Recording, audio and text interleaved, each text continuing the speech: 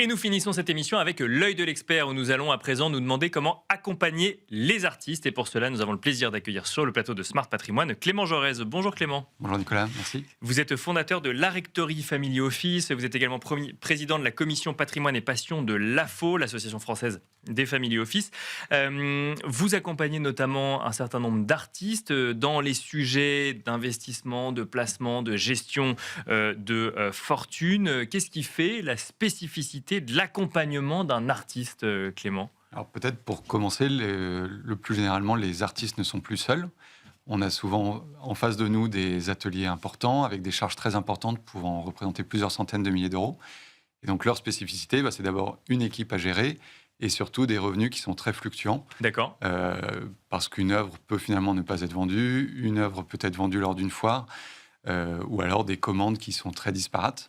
Donc voilà, leur singularité, c'est peut-être la disparité de leurs revenus. Déjà, en fait, leur singularité, c'est que c'est des entreprises presque, avec des personnes qui sont employées et avec des revenus, oui, qui peuvent arriver une fois dans l'année, par exemple, si je comprends bien, si on met plusieurs mois à réaliser une œuvre, et ça arrive, et le revenu n'arrive qu'après plusieurs mois d'investissement au moment d'une foire. Exactement, et de charges qui sont engagées, elles, de manière récurrente, avec les salaires de l'équipe, avec le train de vie de l'artiste lui-même, et puis également un sujet de pérennité de son œuvre, qui est très importante à avoir en tête. S'il a ou non des héritiers, et donc comment on l'appréhende. Alors déjà sur le premier sujet, comment est-ce qu'on accompagne un artiste, ou en tout cas, oui, un artiste, même si derrière il y a une structure, dans le quotidien d'un mécanisme aussi particulier d'entrée et de sortie d'argent dans son... J'ai même envie de parler de business model, même si on est dans le monde de l'art, ça reste... Complètement. Nous, en tant que Family Office, on doit avoir une vision à 360 degrés de leur patrimoine. D'accord. Et exactement à l'image d'un business plan, on fait du cash management. D'accord. Donc, c'est-à-dire quel est le capital à déployer à court terme, donc d'ici 2 ans, à moyen terme, entre 2 et 5 ans, et à très long terme, qui peut être pérennisé. Et avec les artistes, le plus souvent, on a un petit peu de difficulté à faire cela. Donc, on prévoit un petit peu plus dans les budgets qu'on affecte, en se disant, on a une marge de manœuvre, et donc il y a une allocation qui est flexible. Et si on a besoin de trésorerie, à l'image de ce que disait Thomas Quignou plus tôt chez Neuflis, bien sûr, on va prévoir des lignes de découvert pour faire un petit peu de tampon le temps que la trésorerie soit réalisée.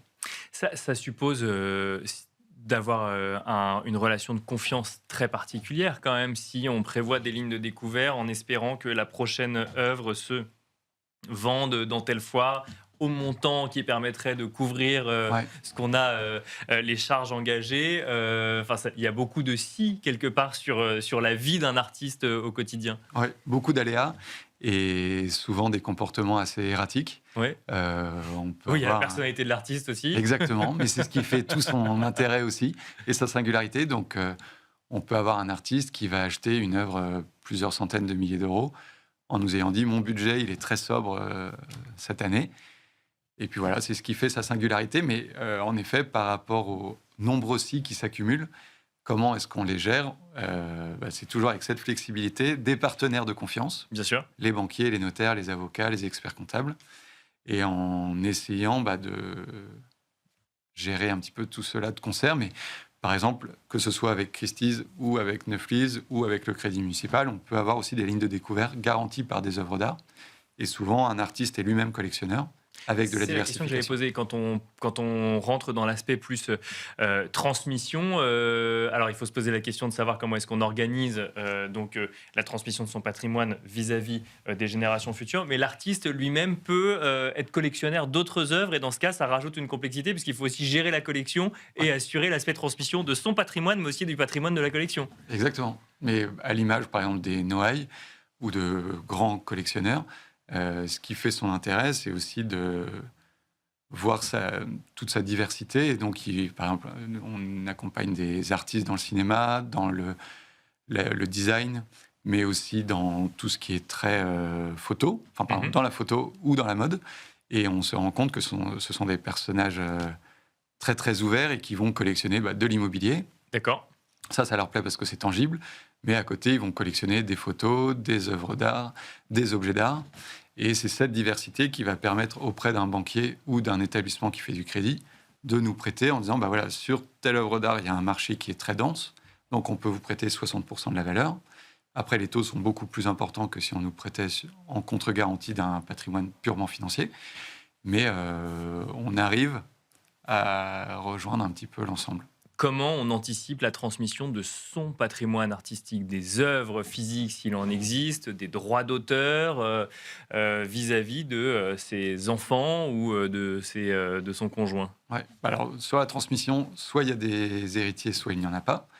Lorsqu'il y en a, on a les sujets de réserve, on a les sujets de droits moraux et de droits patrimoniaux, lesquels ne s'arrêtent que 70 ans après la mort du dernier co-auteur. D'accord.